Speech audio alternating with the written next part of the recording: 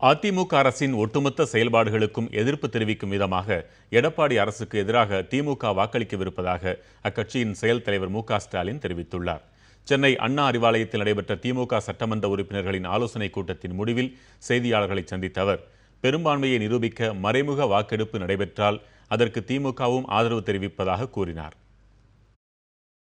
அதிமுக ஆட்சிக்கு ஒட்டுமொத்த எதிர்ப்பை தெரிவிக்கக்கூடிய வகையில் நாளைய தினம் பழனிசாமி அவர்கள் தலைமையில் கோரவிருக்கக்கூடிய அந்த நம்பிக்கை வாக்கெடுப்பிலே நாங்கள் பங்கேற்று அவரை எதிர்த்து